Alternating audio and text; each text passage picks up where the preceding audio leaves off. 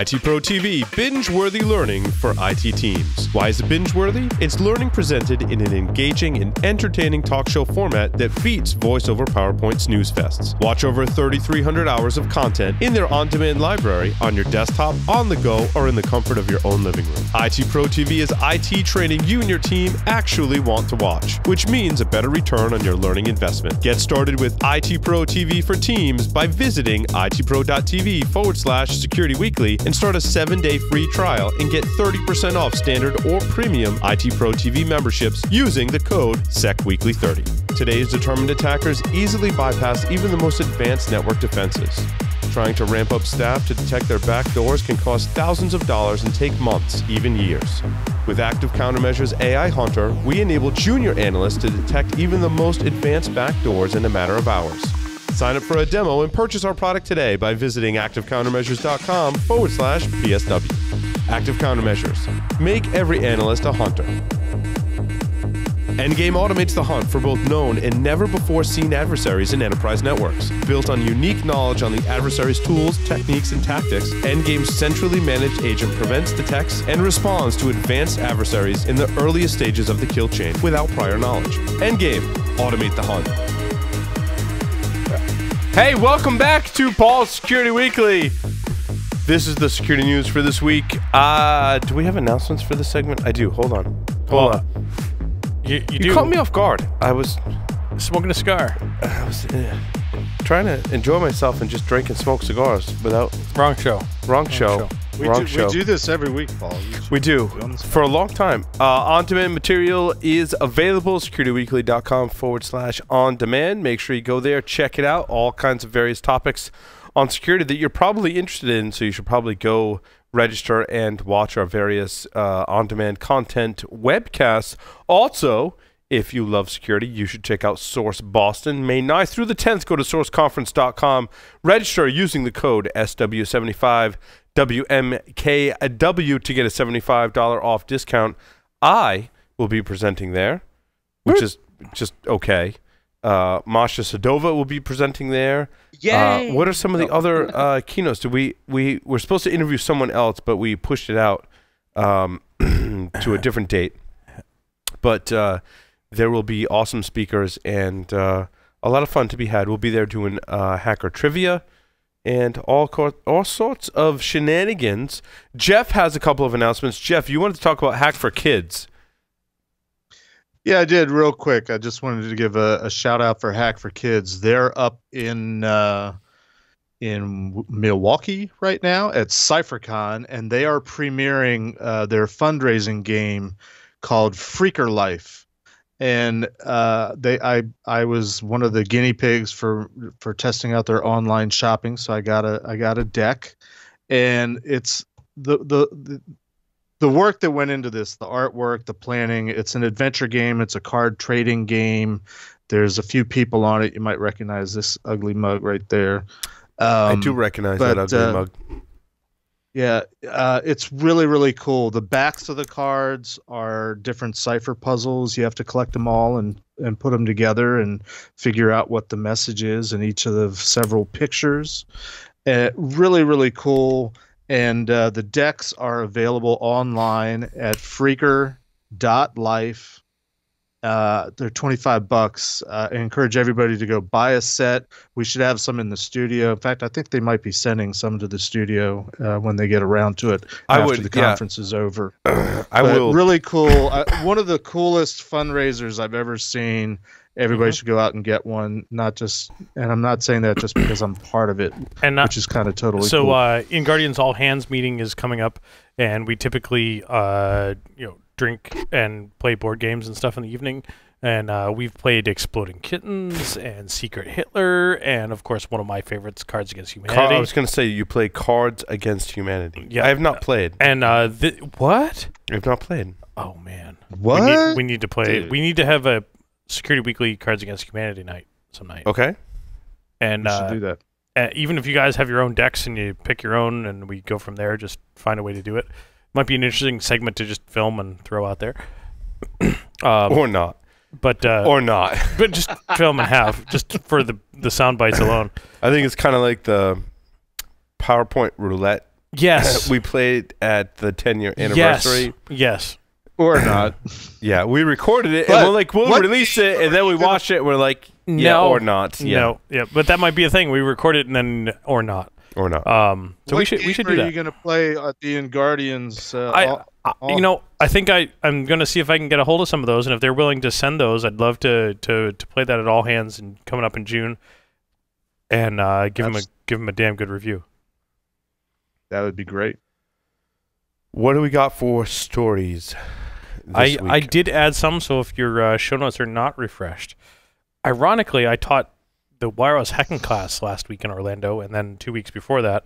So every single one of my stories is wireless related of some variety. So let's talk about one story we had in common. Yeah. And that is a radio hacker could hijack citywide emergency sirens to play any sound. And this actually did happen in Texas? Yep. So it's interesting. So the gentleman that released SirenJack.com is Balint Sieber, who works at Bastille, has worked with Edis Research, one of the best software-defined radio manufacturers, and a brilliant guy when it comes to reverse engineering signals. Found that in California every Monday at noon, I believe it was, that the test sirens would go off at lunchtime. And he spent 2 years collecting signals data from these sirens going off, and didn't really get too far. And it was one of those projects that was 2 years in the making because it only happened 52 times a year. So it took a lot of being able to capture data and do some comparisons and such. And then what would he get by listening? Was he recording the radio sirens? Like audio? No, he wasn't recording the audio. He was recording the RF energy at the time. It took a while to figure out where he needed to listen. So the communications between the controller, essentially, and the towers that had the actual speakers on them. Exactly. Okay. Yep.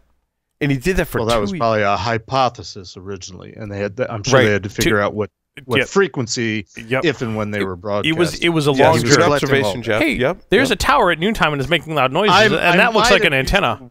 Someplace that did stuff.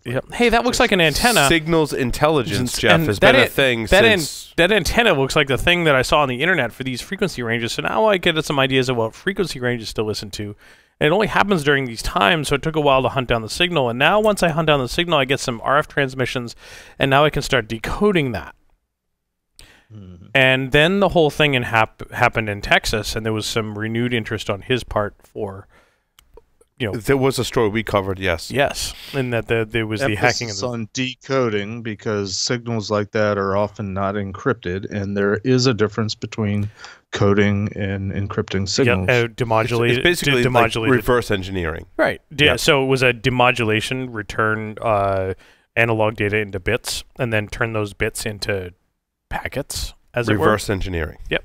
Some of them are naughty bits. Yes, very, very naughty bits.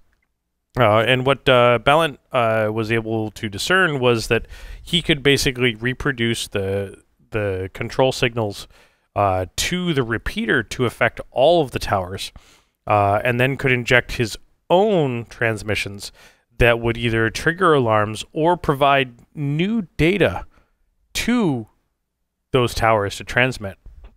So, and this was 2 years he spent. It was effectively 2 years in the making, because it wasn't. If you think about the time, you think about a wireless network normally, Wi-Fi or something like it's in use a lot. You have lots of data. Yeah, but 52 times a year they send a. Excuse me. Yeah, they do send a 52 times a year. 52 times a year, but so I'm going to listen on this frequency this month. Or this week, rather. Yep. And I didn't get anything. So next week, I'm going to try this frequency range. I didn't get anything. Didn't get anything. So after 2 years of, that's reverse engineering or fuzzing. Yep. It's kind of like passive fuzzing at that point. Now, there was a lot he could do up front to figure out where he needed to listen, and then could listen to a bunch at the same time to really to shorten that process. I was gonna, why do this? Why not do this in serial as opposed to analog, or do it in parallel rather than serial? So to that end, he could have set up a bunch of different devices all at the same location and recorded frequencies as well, right? Like Right. there's a lot of different options that he could have done to and it was likely probably speed this process up. And it likely wasn't multiple devices. It was one device that was just largely capable to record large swaths of spectrum. So software-defined radio, I can listen to large swaths of depending on radio frequencies. Yep, depending on the individual SDR, the capabilities vary, but absolutely, likely what Ballant had access to was quite comprehensive. Sure. So, and if I don't know how far he went doing his homework, but the various radio frequencies are reserved. Mm-hmm. And we have names for them like HF and VHF and RF and all things like that. And I would imagine that the city or whoever it was broadcasting, they probably had a license or something to broadcast in a particular frequency range. And, so he might, I don't know if he went that far, but he could have gone that far. They could have gone that far, and he didn't specifically state that, but absolutely you can. As he commented in the articles, was that he looked at one of these towers blaring out this siren and saw an antenna. And he's like, that antenna looks familiar. And he went through a couple of his websites that he frequents that talk about antennas. And sure enough, there was the antenna model right there. And that antenna model is tuned between, I'm throwing certain numbers out there, right? 815 and 900 certain megahertz. frequencies. Yep. So certain frequencies. And essentially what it sounds like he did, to use some of our vernacular, was a replay attack. He just recorded the signal and replayed it and saw what it did. Yep, absolutely. And then he figured out, well, what if I change this bit here? Well, and hence the problem with a lot of like layer 2 type protocols is they're susceptible to replay attacks. Yep. No mutual authentication of frames. Right. So basically, he could make the sirens go off whenever he wanted. Right. After 2 years of research. Right. And for me, this really drove some points home about SDR and some of the systems. Many of the systems that are using this type of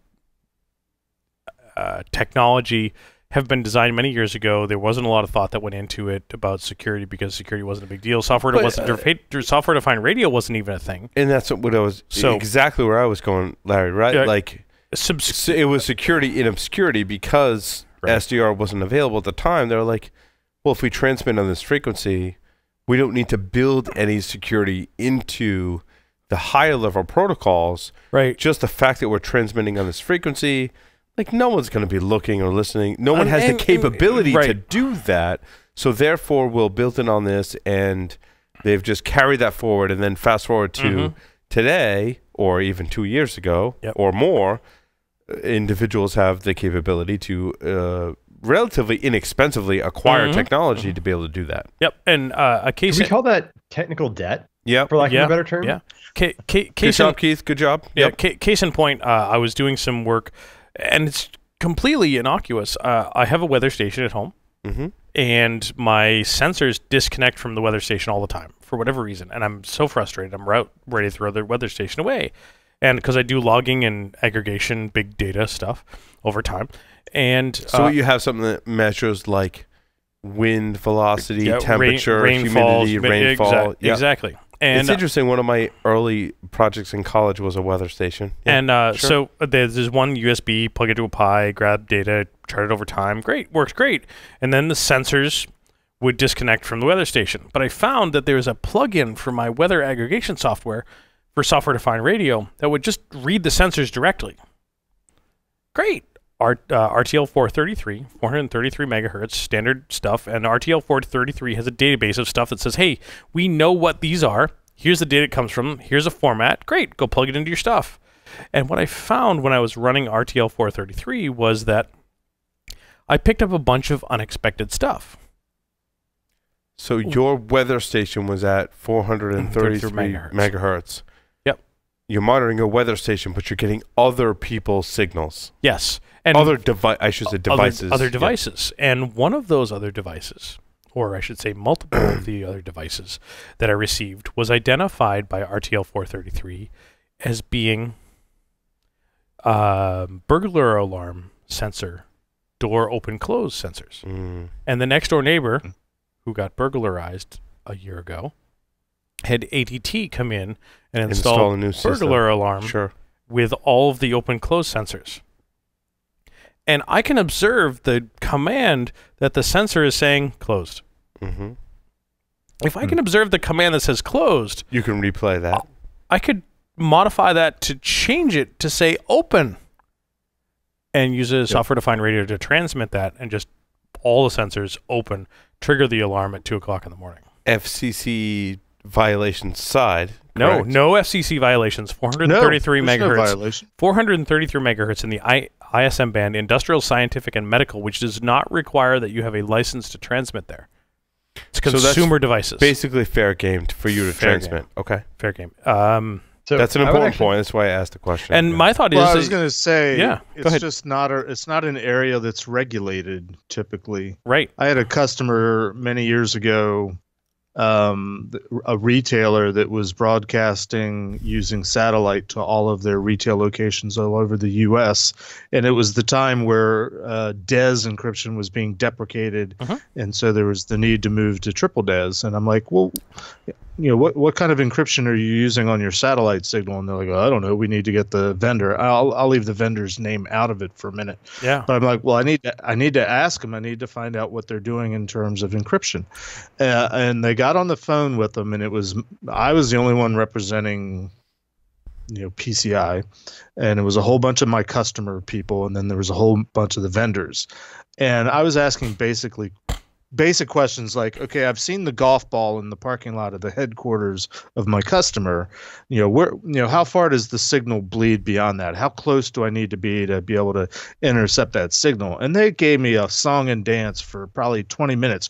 Well, you can't, you know, do that. You know, it's impossible. It's proprietary. It's this, that, and the other. And I'm like, no, really. You know, tell me about the field. Where in the planet do I need to be?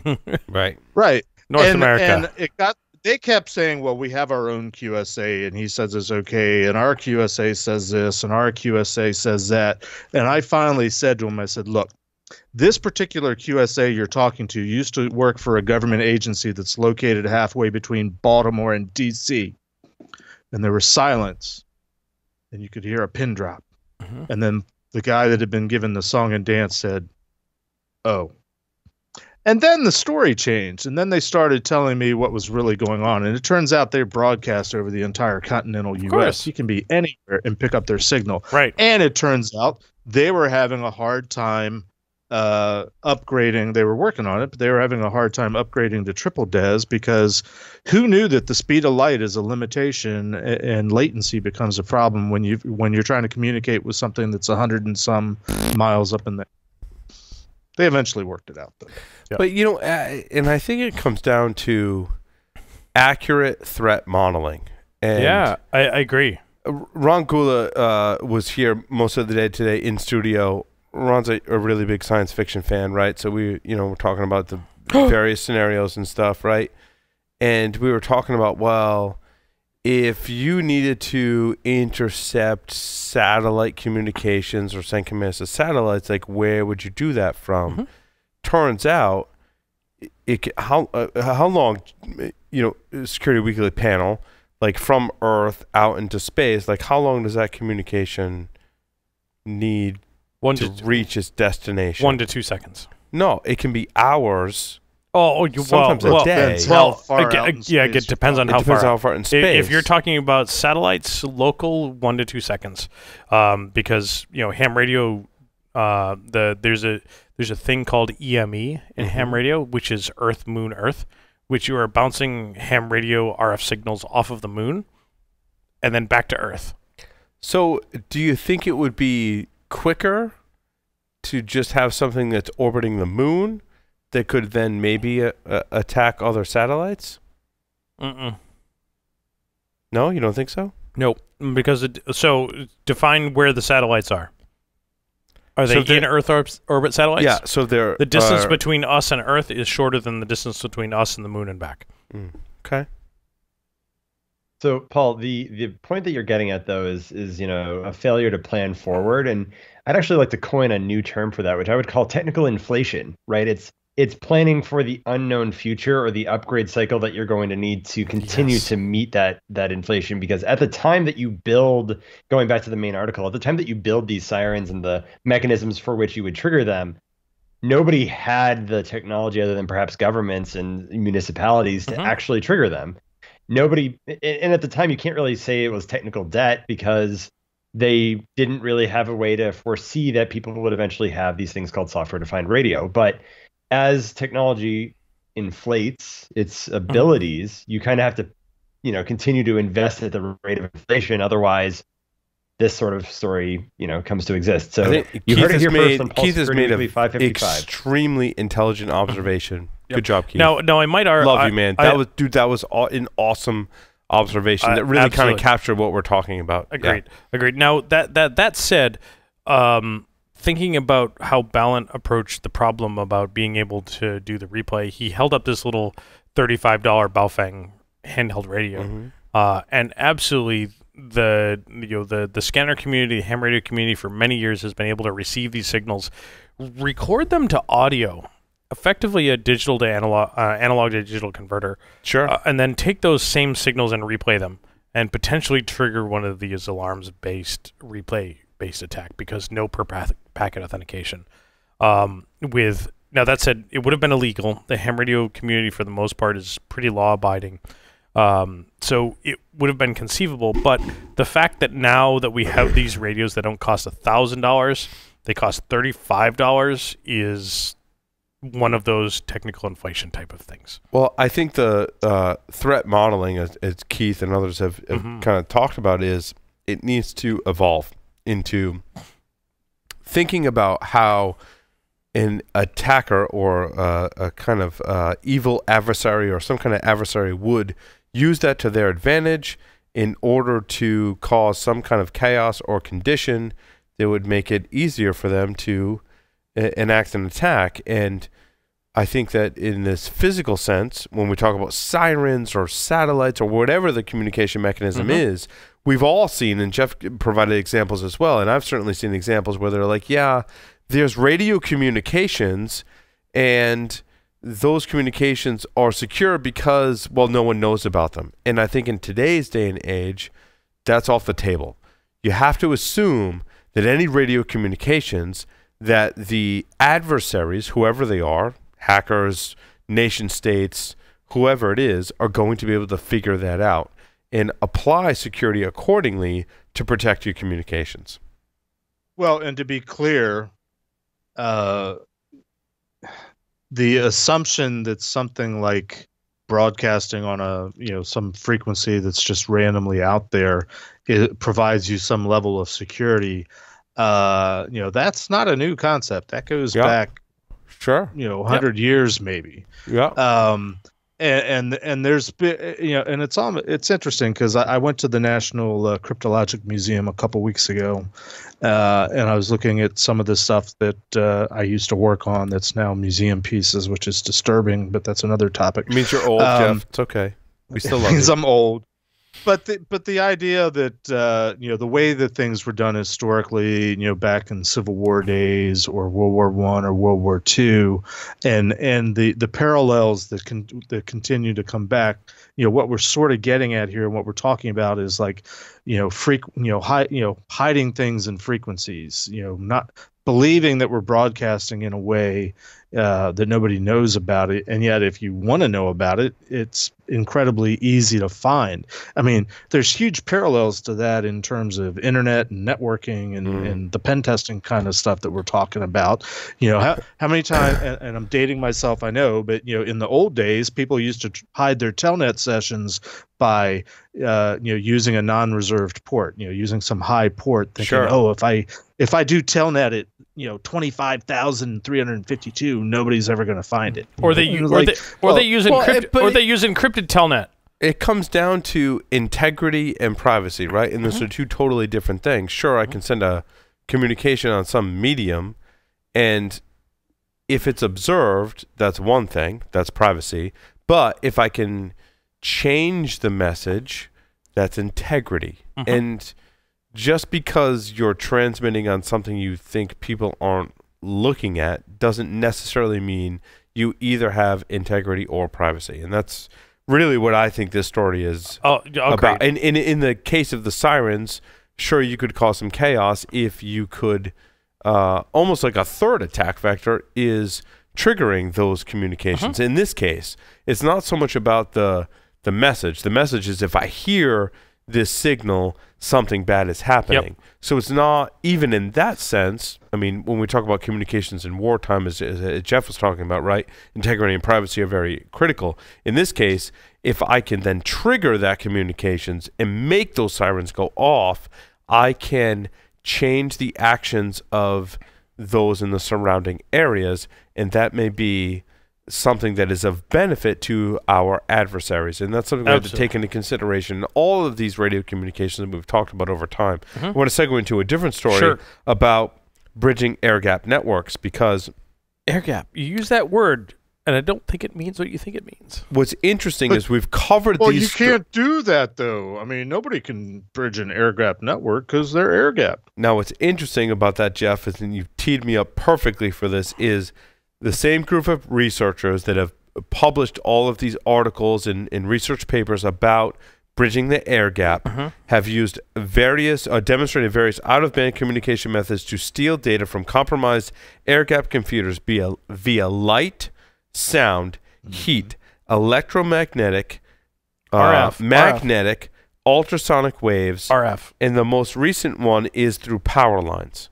Yep. So they are harping on all of the different, like, basically aspects of physics where I could get some type of data transmission from a network that is what we term as air-gapped, right? But air is just an aspect of physics. They've looked into all of the physics behind how do I exfiltrate data from air-gapped networks. Now, I'm not sure. Like, when we look back to, I want to. But if we look back to Stuxnet, right? I just give this example before I turn it right. There was very much a breach of an air-gapped network, and I feel like they didn't use, or I believe they didn't use any of these new methods. USB. They used people with USB keys to infect that, which I think is probably, in my assessment, the most effective method. However, once those very effective methods of physical access via USB go out the window or ineffective, attackers are going to turn to these other methods, which we may think of like kind of like science fiction today, but I think that very well could turn into reality given the number of options this research group has been able to demonstrate. And certainly we've talked about it as like, yeah, that's maybe not feasible, but I believe that someday, maybe not, maybe today, maybe sometime in the future, it could be the way that attackers are able to infiltrate these air-gap networks. Yep. So I think it was Ed Scotus. I think it was Ed Scotus that that coined the phrase that a air-gap network is not an air-gap network. It's just a really low latency network. Yeah. No, other way around. High latency network. High latency network. Right. It definitely was Ed Scotus that coined that, and I think that's exactly right. It's just high latency. How you get from point A to point B could be sneakers, could be some sort of RF method, could be some power method. And it could take 2 to 4 years to accomplish. It could be someone going in every day and writing stuff down and taking it out. Right? Now, signals intelligence, right, is really what this is all about still. Well, yeah, so I have to be careful what I'm saying because a lot of what we're talking about to me is just nostalgia. I mean, this is stuff that we used to do back in the day. Sure. But it was more about the radio frequencies of all the various bands that you talk about. But, you know, hypothetically, I mean, you're in a room right now where, 20, 30 feet away from you is a glass window.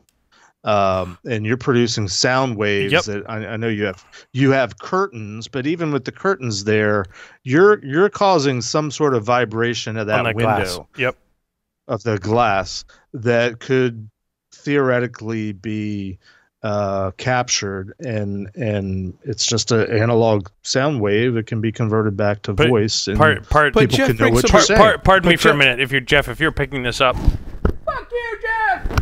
But Jeff and Larry have brought up great points, and we took over some space downstairs for our listeners, and we're going to build a new sound studio, a new set essentially. Yep. And in this new set, we have the opportunity to build an acoustically sound room. Now, there is a measurement, and forgive me, I don't remember what it is. Sure. But there's a measure, a standard number that they give you. that measures how much sound could actually leave the room come in or not leave the room, right? And that directly correlates to cost. Yeah. And so what we're designing is in these newer materials that are available, right? Well, no. And so in this new studio, we're not going to go cheap, Jeff. Like in here in this studio, we're on the second floor. There's not a lot around us. So we don't need to build in a lot of those acoustically sound kind of technology. But there is sheetrock. Why do you think that you don't need to? Well, because you were talking just a few minutes ago about people needing to reassess threat and not ignore the threat and not make assumptions. So why are you assuming that you don't need to? Because in our current studio, the content that we're producing is distributed to the public for free, open on the internet anyway, so we're not concerned about privacy. However, when we go downstairs, we've got more neighbors. And we're more at street level, so there's a ability to absorb more sound from the outside. And also in our new studio is something we want to rent out to other people that want a much more quiet and more acoustically sound room. Therefore, the first layer of sheetrock is kind of double layered with that layer in between that's attached to another layer of sheetrock-like material with metal studs with insulation in between, and on the outside of that is regular sheetrock. Now, there are different levels of that can acoustically insulate both the sound that gets trapped in and the external sounds don't get leaked in.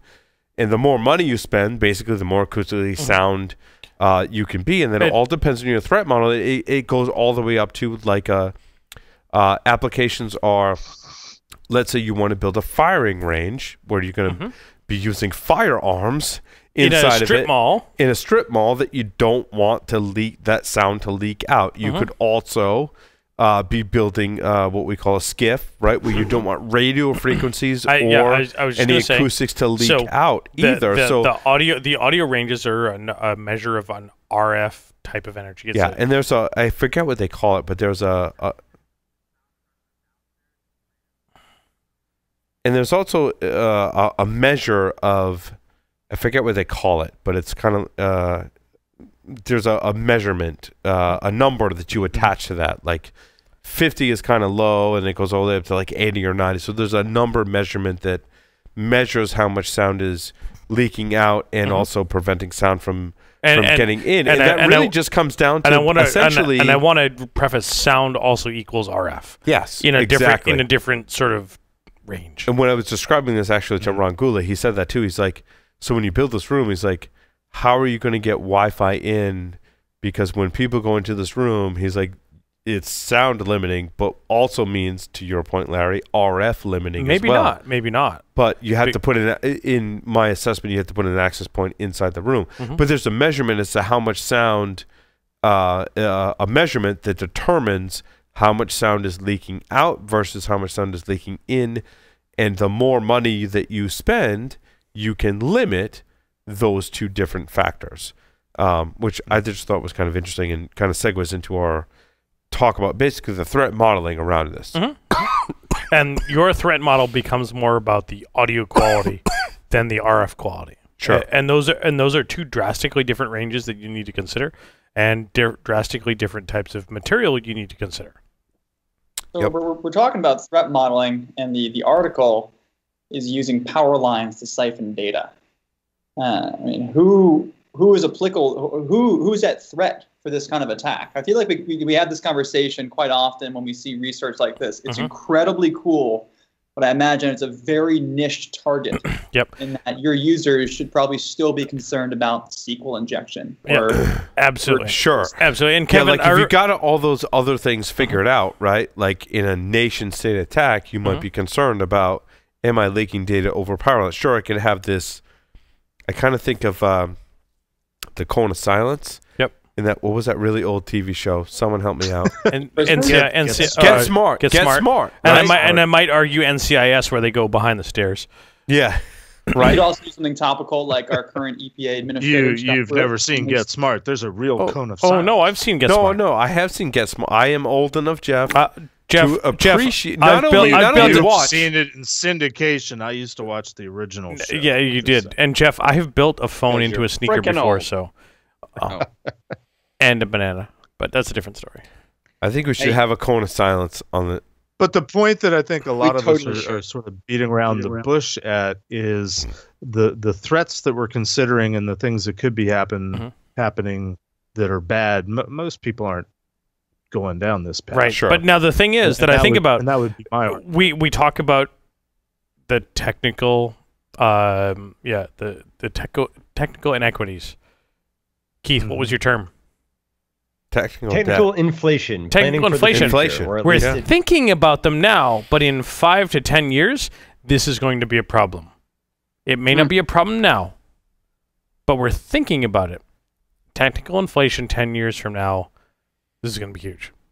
And I guess what I'm saying is, And it also, to that don't point look as well, forwards, look backwards. Larry, I added this but next. hindsight 2020, unless you have glasses, I don't know. Yeah. This next story. Which number? Hold on. I'm gonna get number 3. Uh-huh. My story number 3. Oh my gosh. Warranty void stickers are not valid in the U.S., says the FTC. They should see some of the things in my office. What? The Federal Trade Commission says. Right to where's Jack on this right to repair? Uh-huh. Here's Jack. the thing. Yep. So I want to read Paul facts. Reed. Paul Reed. We all know where Jack is. The Well, we're not gonna FTC said it has communicated with 6 companies to warn them about using misleading language when it comes to voiding your warranty stickers. Ordering the customers to use specified parts or services providers to keep their warranties intact.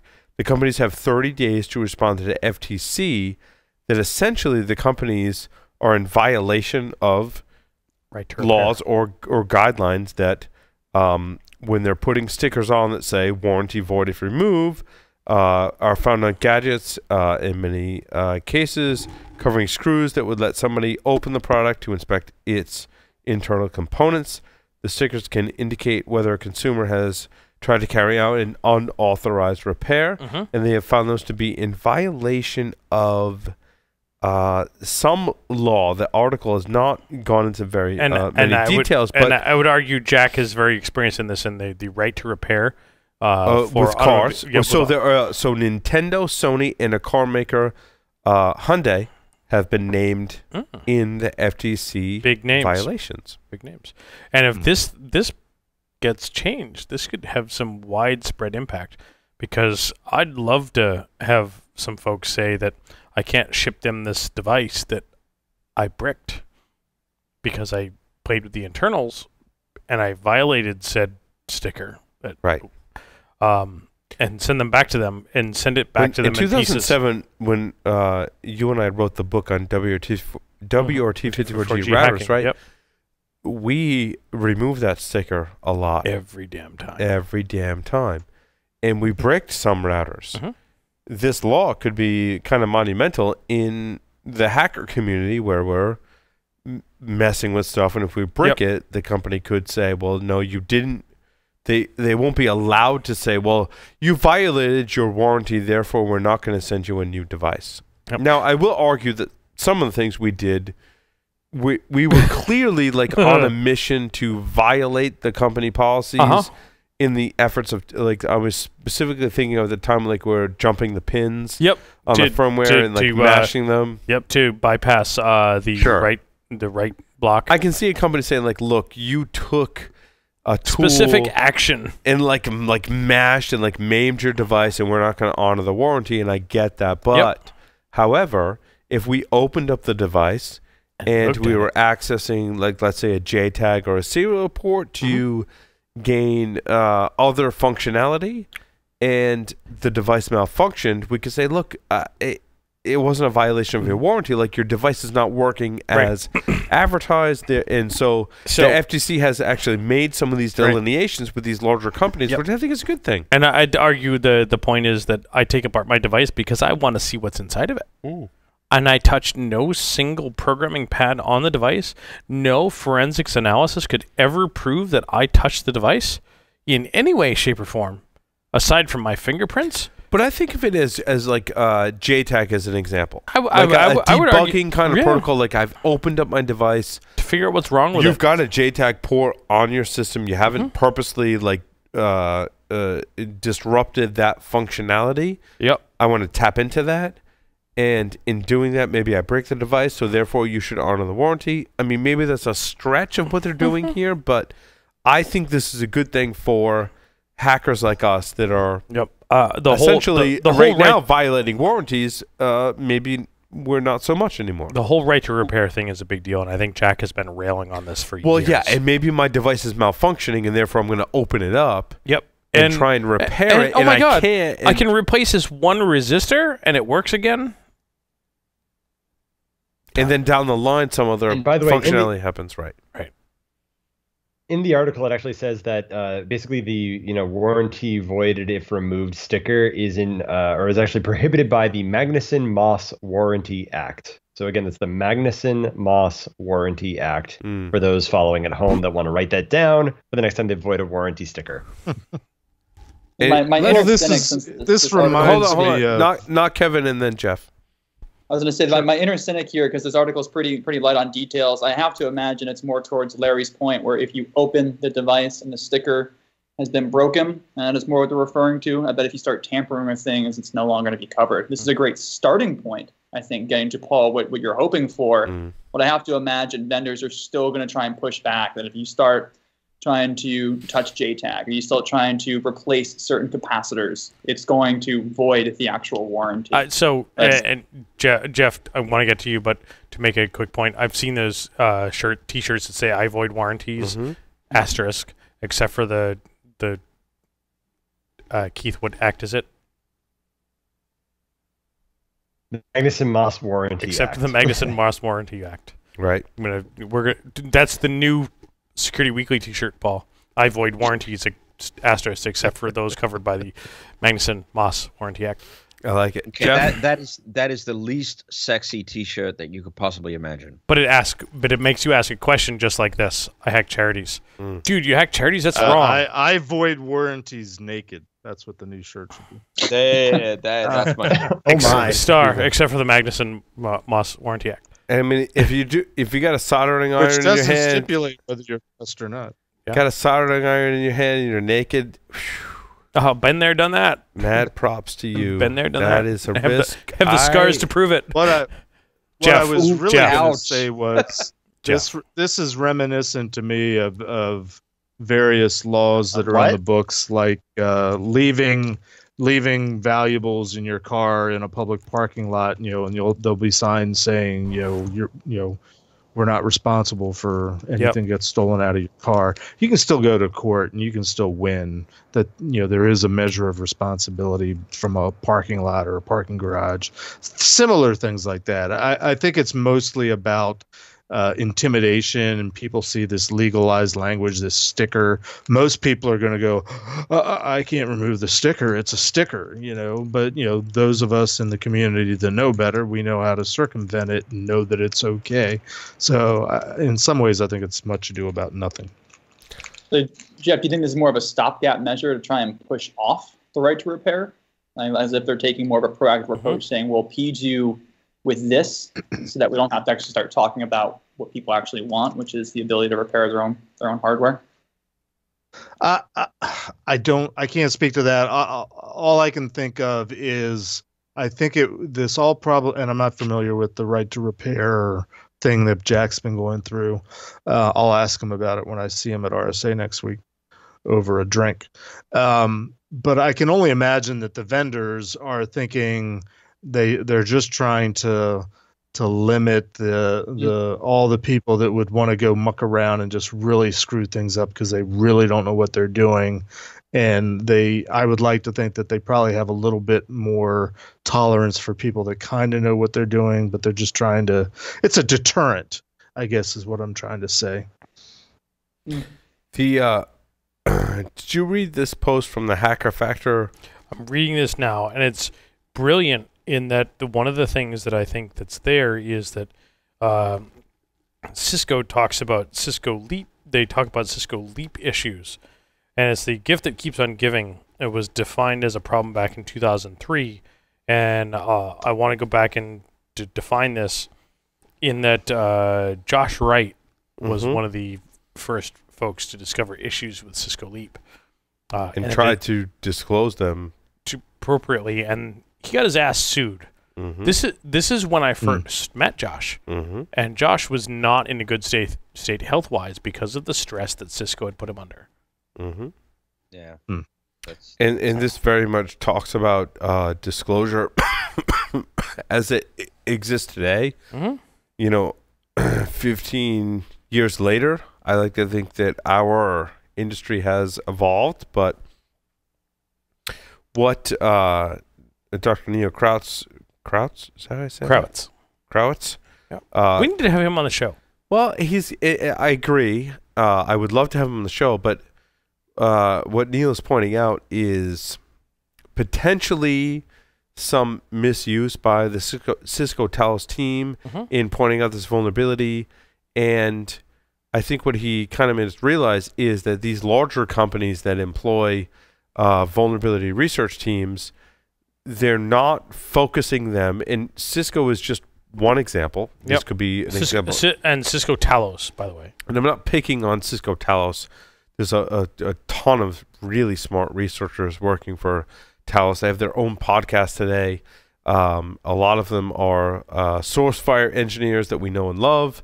And what he's kind of picking on is, well, they're tasked with finding vulnerabilities in other people's products, not Cisco's products, and therefore they're finding these vulnerabilities and releasing them to kind of poke at these other smaller companies that aren't Cisco to highlight their vulnerabilities. And I kind of see where he's going. However, the flip side of that is when you look into it, they are responsibly disclosing a lot of these vulnerabilities, and there's kind of a lot. It seemed to me like a little bit of a pissing match. Agreed. For no apparent reason. And which is why I wanted to point it out that I don't think we should necessarily poo-poo the Talos team for what they're doing. I thought in my assessment, despite Neil's opinions, and I would love to have him on the show to get his take on it. In my opinion, in reading all of this, is that they are trying to responsibly disclose vulnerabilities in other people's products. And I think that's totally fine. Like, if you're going to have a research wing, they may be looking into other issues. You have your own Cisco, being in this case, research team that's pointing out internal problems. And Keith, to kind of speak to what you do every day, right?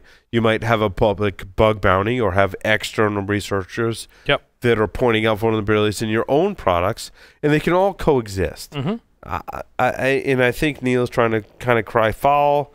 I don't get on board 100% with what the kind of story he's telling here. I think Talos team has pointed out legit vulnerabilities in someone else's product that they've responsibly disclosed. And some of the timelines may be, they go into in the article. Sure. We've been covering this industry for a long time. I'm not crying foul here. In my opinion. And somebody else has something to say, then I have something to say. So the last thing I'll say about this, because I understand that there are probably some people that are looking at the time, but there are some organizations such as Google Project Zero and Microsoft and others that tend to lob these grenades back and forth, right? So I can kind of see where they're coming at when it says, Cisco versus a company that you probably have never heard of before, whereas when it's Google going at Apple or Google going at Microsoft, and then they go back and forth. And the claim here, Keith, to put this in perspective, is that this is a competitor to Cisco. That they're saying, well, Talos is picking on Cisco competitors, and I would argue not competitors at all. But let's let Keith finish. Even that aside, let's say they are competitors. They're, in my mind, from everything I read, responsibly disclosing these vulnerabilities. That's helping their competition. The fact that they're reporting these vulnerabilities, they're not. The flip side of that is, I'm big company. I've got all these competitors. I get a research team. And I'm going to fuck the internet with a stinky dinky. Yep, right. I'm going to find all this O-Day in all my competitors, and I'm just not even going to tell them about it at all, and I'm just going to release it. That is not what's happening here. Well, they are telling their competitors they found vulnerabilities in their code. I don't care if you're giving them 5 days, 30 days, 90 days. If you say, I've found a vulnerability, and you've disclosed that, here it is, to me, that's fair. Yep. It's not unsubstantial work to find the vulnerability either. Sure, I think the intellectual work should stand for itself, independent of who you are. I mean, honestly, you can be an independent solo researcher and find a significant vulnerability. It should have every bit as much weight as somebody from one of these big company X's that finds a vulnerability. But my take on this is, sorry, Keith, I'm going to interject here. My take on this is, look at the specific Moxa device. Go try to buy it on Amazon. It's $900. As an independent researcher, maybe outside of my price range. Think about where this device was designed to be deployed. It was designed to be deployed on a DIN rail in an environment that was intended to be an industrial control system, and it's a Wi-Fi bridge in your industrial control system. Holy shit! We talked about right. So it's okay. It's air gapped. Right. Exactly. It's air gapped with air. And the other side of this too, though, is think about it the other way, right? So like Cisco might have a vested interest in the security of this company because someday they might decide to buy them. Mm-hmm. Right. So to that end, there's all sorts of other kind of rising tides lifts all boats scenarios here as well. But to the other side of it is they have a vested interest in the security of industrial control systems. So it makes good sense that they would actually do this kind of research. A master of aphorisms.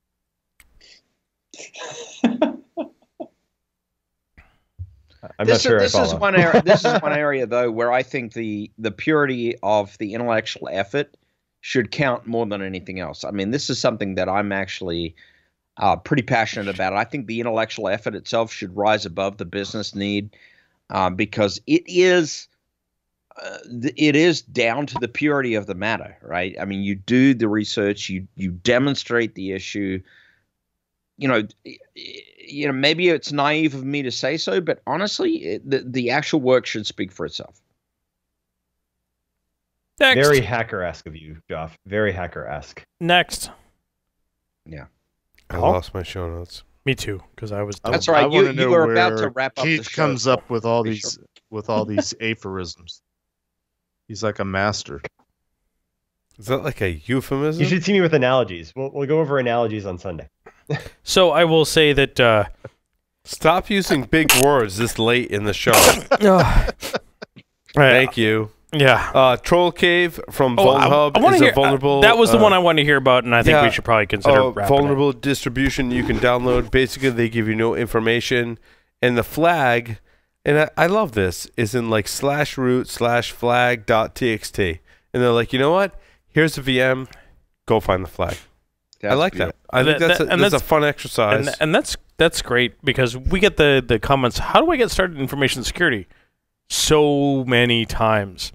And it's one of those things that you have to have ingrained into your soul, I think.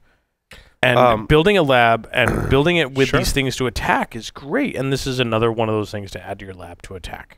I like this project that spoofs all ports open and emulates valid services. Mm-hmm. However, I also think it's a double-edged sword. It's hard to spoof services without the attackers knowing that you've done that. Sure. It's also hard to listen on every port, as Joff and I experienced when Joff was developing Tachyon.net. Without a doubt. Right. So a cool project that I included in the show notes that are there. There are identity thieves that are attacking your accountant. If you think about it, your accountant knows... Has everything on lots of people. But the critical piece of data your accountant holds is your SSN. And I don't think it's a huge stretch for attackers to go after the accountant firms to collect social security numbers and other identifiable information about you. So I thought that was interesting. Micro segmentation blows my mind, dude. Like, when I see the term microsegmentation and the entire category, I have to find a hipster. Dude, there's an entire category. If you walk the show floor in the RSA, as we talked about with Ron, you're going to find people that companies that are like, we do microsegmentation. When I go back to my days at, and Joff will relate to this, at university, Absolutely. right? Like, you could take a subnet, never mind the systems and never mind the applications that are running on those systems, and say, well, what do they really need access to? And I understand that the microsegmentation vendors that exist today are like, we give you a tool that maps all of that and then lets you implement the rules. I get that. Even still, writing any kind of rule, and it could not even really be like a traditional firewall today, but any kind of rule that says this application talks to this other application, and that's how it communicates, and write some rules around that. I just think that's a recipe for disaster, for like breaking shit all over the place, based on my experiences of trying to segment the network. So it's not easy. Well, Look, the quicker you these vendors are onto something, in my opinion. Sure. If you can adapt quickly, that's the recipe, right? For some of us who've experienced this in the bad old days, like Paul and I both have, if you try to implement segmentation into the network communications infrastructure, you end up being disconnected from the application layer, and you end up with significant problems as a result of that. However, if you can get your microsegmentation strategy to match up with the endpoints and actually be implemented on the endpoints, you have a much better chance of success. You still have the same challenges of laying down that communications enforcement strategy across an application suite, but the more knowledge you have of the endpoint, the more knowledge of the application suite that you have, the better chance of success that you have. But more to the point, when you do lay it down, if you're able to lay it down successfully, you will stop in its tracks attacker lateral movement in the environment, and that's actually an important gain that actually means something. Yeah, it's almost like the gain, Joff, in your description is worth the effort, but it's a high bar, dude. It's a high bar. It's a very high bar to play. It's a high bar to play. There's no doubt. As I'm looking at this, I didn't hear Jeff. I'm sorry, I didn't hear Jeff. Did he say that these companies are on something or onto something? Yes. I think it's both, Jeff. I really do. I really do. Yeah, I would tend to concur with Paul. I think they're onto something, but they're also on something. It's not an easy game. It's going to be a high bar to play. It's a high bar to sell. I think the most sophisticated environments are going to be the ones that are customers and that will buy. But that is, as we all know in the industry, a fairly small percentage of the customers that we're dealing with. And so while that will sell to that small percentage, it's not going to be a mass play. Speaking of a mass play, banana. And Speaking of banana, a mass play and banana. I mean, talk about the stinky dinky, Larry, which is Stinky dinky. Ask me about that offline. But there's an Outlook bug that allowed hackers to use RTF files to steal Windows passwords. And this is a bug we covered about a year ago. We're like, holy shit, that's bad. And Microsoft was like, meh, whatever. Meh. And then like a year later, they're like, yeah, here's a patch for that. I think that this is fucking bullshit.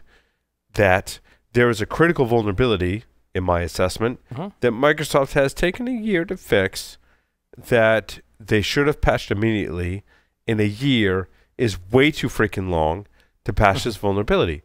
And this is like the ole, hey, ole vulnerability.